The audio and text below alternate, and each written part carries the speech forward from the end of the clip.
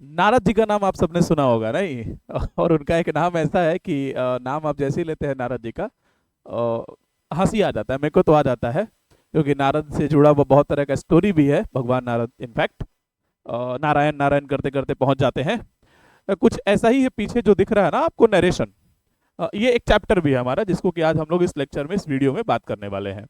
सबसे पहले तो वही है कि नरेशन होता क्या है। तो नरेशन एक रूट वर्ड नरेट है, वो उससे मिलके बना है। यहाँ देखिए वर्ड नरेट लिखा है, राइट? इसी वर्ड से बना है नरेशन। नरेट का मतलब क्या होता है?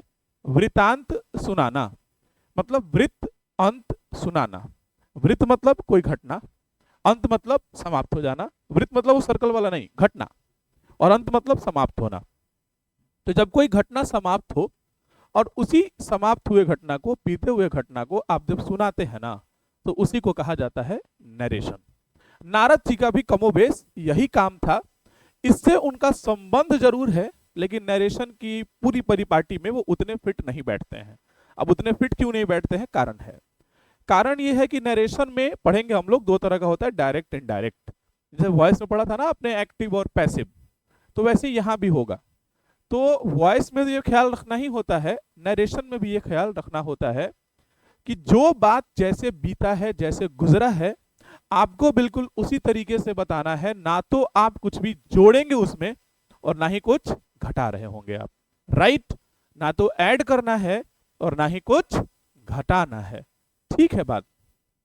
नारद जी के साथ समस्या था, घटाते तो नहीं थे, बट बढ़ा जरूर देते थे, किसी बात में नमक मिर्च मसाला लगा करके बोला करते थे, ये दिक्कत था नरेशन में। इसीलिए वो उतने फिट नहीं आएंगे। हालांकि उनसे बड़ा नरेटर आज तक कोई नहीं हुआ, किसी बात को बताने वाला, कहने वाला, ये कोई नहीं हुआ।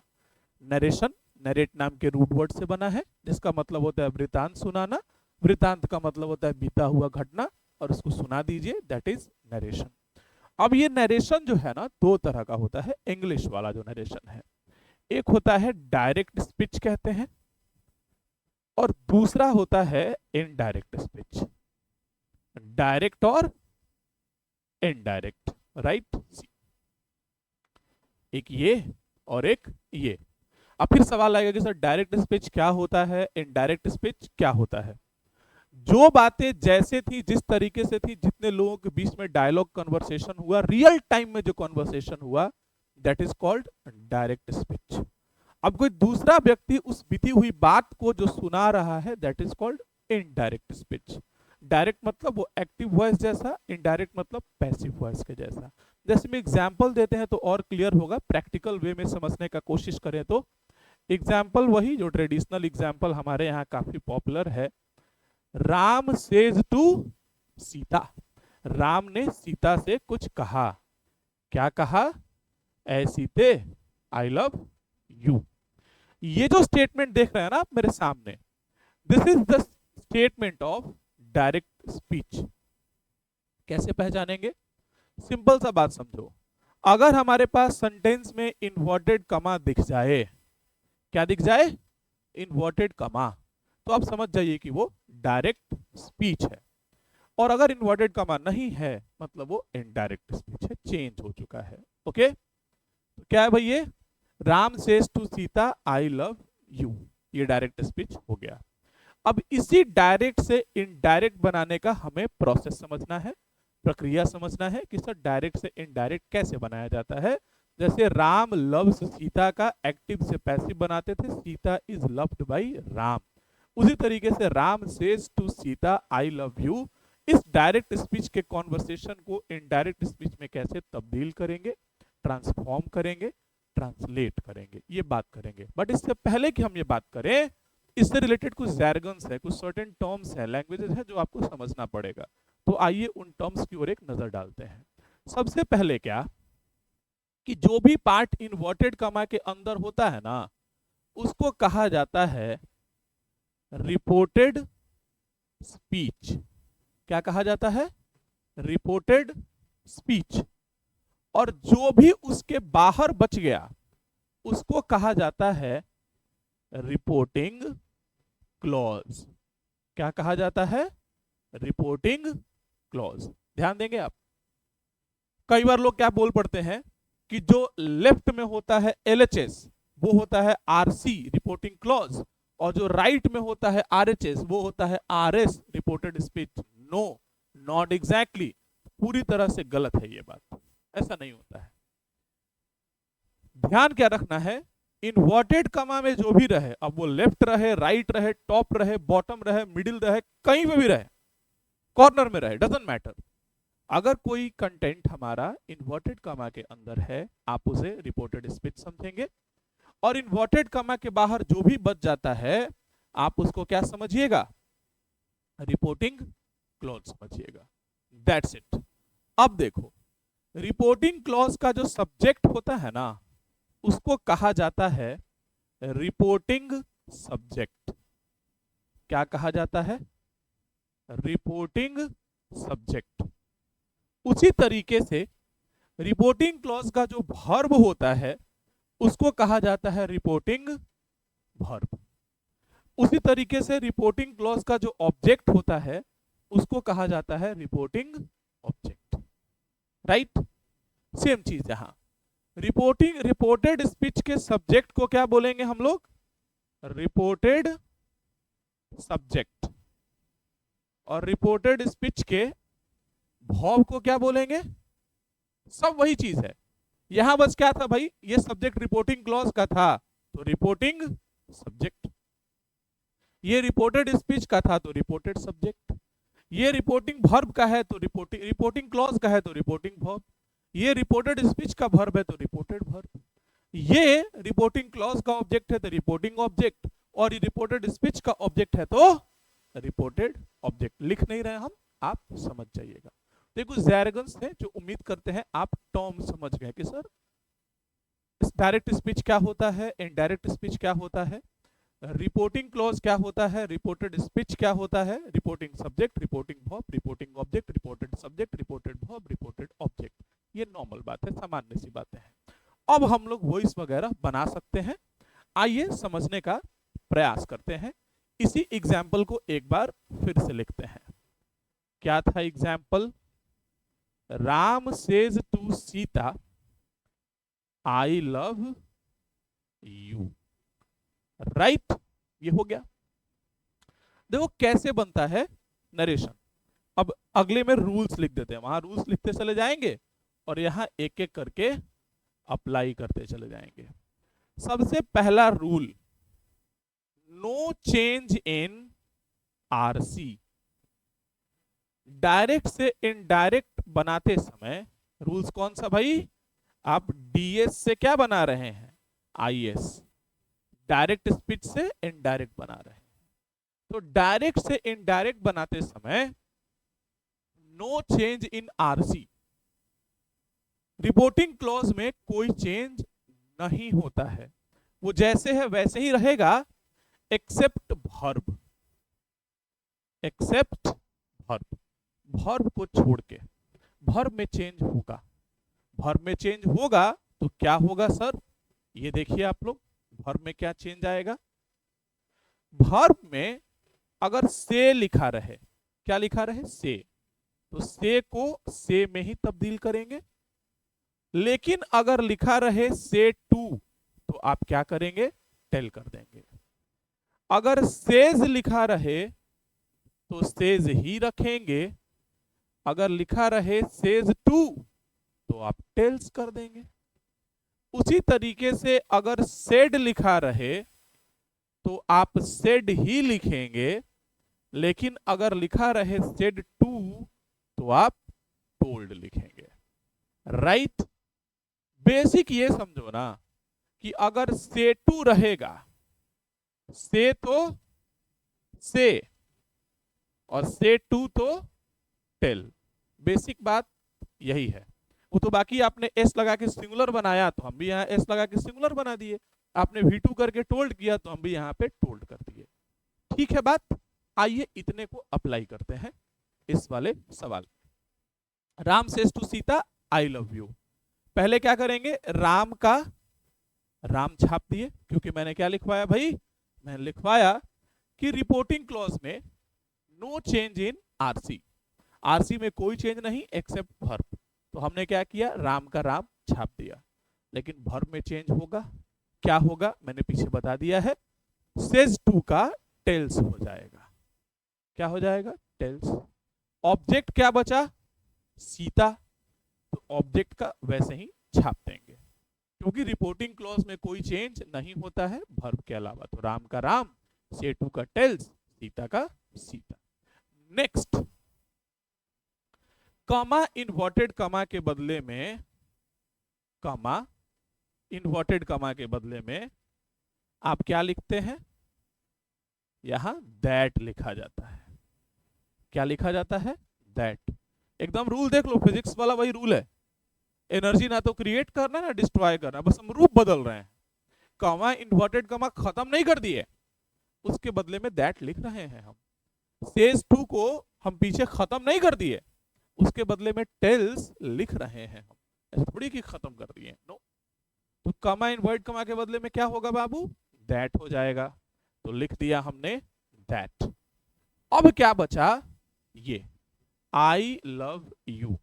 अब इस पार्ट को चेंज करना है, और यही मेजर चीज है। जितना भी बड़ा बड़ा चेंज आएगा, जो भी मेजर चेंज आएगा, वो सारा रिपोर्टेड स्पीच में ही आता है। रिपोर्टिंग क्लॉज में बहुत मेहनत नहीं करना, यहां तक सिंपल है, लगभग हर जगह यही होगा। इसके बाद देखो नेक्स्ट क्या होगा। एक फॉर्मूला होता है, एक और पेज ले लेते हैं रूल्स में, चौथा रूल्स। इसको ध्यान रखिएगा, नरेशन पढ़ाने वाले, इंग्लिश पढ़ाने वाले या नरेशन पढ़ाने वाले शायद ही कोई शिक्षक हो जो नरेशन पढ़ाते वक्त इस रूल की चर्चा ना किए हो। रूल क्या है बाबू? रूल है सन, दैट इज 1 2 3। ये किसको रिप्रेजेंट कर रहा है? ये रिप्रेजेंट करता है आपको आरसी को, और ये किसको रिप्रेजेंट करता है? आर एस को। इसका मतलब क्या है पहले ये समझ लो। एस का मतलब है सब्जेक्ट, ओ का मतलब है ऑब्जेक्ट, और एन का मतलब है नो चेंज। वैसे ही 1 2 3 का मतलब है first person, second person, third person. तो ये रूल क्या कहता है? ये रूल कहता है रिपोर्टेड स्पीच का जो फर्स्ट पर्सन होगा वो रिपोर्टिंग क्लॉज के सब्जेक्ट के हिसाब से चेंज होगा। रिपोर्टेड स्पीच का जो सेकंड पर्सन होगा वो रिपोर्टिंग क्लॉज के ऑब्जेक्ट के हिसाब से चेंज होगा। और जो रिपोर्टेड स्पीच का थर्ड पर्सन होगा उसमें एन मतलब नो चेंज, उसमें कोई चेंज ही नहीं आएगा, कोई चेंज नहीं, वैसे ही रह जाएगा। राइट, ध्यान रखेंगे आप। ओके, आइए इसको अप्लाई करते हैं पीछे वाले क्वेश्चन में। देखो तो जरा सा, आई क्या है? फर्स्ट पर्सन है, रिपोर्टेड स्पीच का पार्ट है ना हमारा। ये क्या देखा हमने? SON 1 2 3। तो ये क्या है भाई? 1 2 3 वाला हमारा RS का पार्ट था, और ये हमारा RC का पार्ट था। आई फर्स्ट पर्सन, रिपोर्टेड स्पीच का फर्स्ट पर्सन बदलेगा रिपोर्टिंग क्लॉज के सब्जेक्ट के हिसाब से। सब्जेक्ट के प्लेस पे क्या लिखा है? राम। तो क्या लिखेंगे आप भी यहाँ पे? राम। राइट। अच्छा, एक और बात, राम लिखा है, लिखना किस प्लेस पे है? सब्जेक्ट के प्लेस पे। तो क्या करेंगे? Subjective case. तो राम का सब्जेक्टिव केस वही होगा, क्योंकि नाउन का सब्जेक्टिव ऑब्जेक्टिव सेम होता है। ये तो कर दिए। नेक्स्ट देखो, लव। लव का मतलब V1, V1 का मतलब प्रेजेंट इंडेफिनिट। अब ध्यान दीजिएगा, यहां एक और रूल, बस यही एक आखिरी रूल है, इतना ही बेसिक है नरेशन का। ये आखिरी 5 रूल दिमाग में रखिएगा, 5 रूल्स खत्म हो जाएगा। Palm rules 1 2 3 4 5। क्या? जैसे आपने पीछे क्या देखा कि लव का मतलब V1, तो V1 मतलब या V5 मतलब प्रेजेंट इंडेफिनिट। तो सर क्या इसमें टेंस बदलेगा कि नहीं, ये एक सवाल आता है। अगर ये प्रेजेंट इंडेफिनिट में है तो क्या इसको प्रेजेंट इंडेफिनिट में रखेंगे या कहीं और डाल देंगे, ये एक मेजर सवाल आता है। इसका जवाब सुनिए 5वें रूल के हिसाब से। No change in the tense of RS। RS मतलब रिपोर्टेड स्पीच। रिपोर्टेड स्पीच के टेंस में चेंज नहीं होगा तब तक no change in the tense of RS, in the tense of RS, unless it is of past. Reported speech के tense में तब तक कोई चेंज नहीं होगा जब तक कि अनलेस द आरसी इज, यहां लिख देते हैं, the RC is in past. RC हमारा किस में हो? पास्ट में हो। ध्यान दो जरा सा, रिपोर्टेड स्पीच के टेंस में तब तक कोई बदलाव नहीं आएगा जब तक रिपोर्टिंग क्लॉज पास्ट के किसी टेंस में ना हो। No change in the tense of RS. Reported speech के टेंस में तब तक कोई रिपोर्टिंग क्लॉज में तो चेंज आ ही नहीं रहा है, वो तो ऐसे ही रहेगा, बस वर्ब चेंज हो रहा है।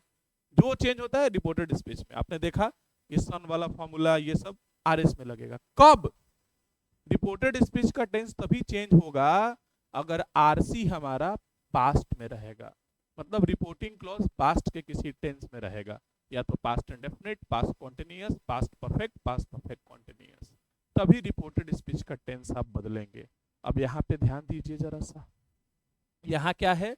Ram says to Sita. Says का मतलब V5 और V5 मतलब प्रेजेंट इंडेफिनिट। अब वो चाहे प्रेजेंट में रहे चाहे फ्यूचर में रहे, जब तक पास्ट में नहीं होगा रिपोर्टिंग क्लॉज तब तक रिपोर्टेड स्पीच का टेंस नहीं बदलेगा। ओके, तो यहाँ V5 मतलब प्रेजेंट में मिला, तो यहाँ टेंस चेंज नहीं करेंगे। लव V1 है तो यहाँ या तो प्रेजेंट इंडेफिनिट है तो या तो V1 लगेगा या V5 लगेगा। आई के साथ V1 लगता था लव तो हमने लगा दिया, लेकिन राम क्योंकि सिंगुलर है तो क्या लगेगा? V5, तो लव्स कर देंगे। यू क्या है? सेकंड पर्सन, किसके हिसाब से बदलेगा? ऑब्जेक्ट के हिसाब से। ऑब्जेक्ट क्या है?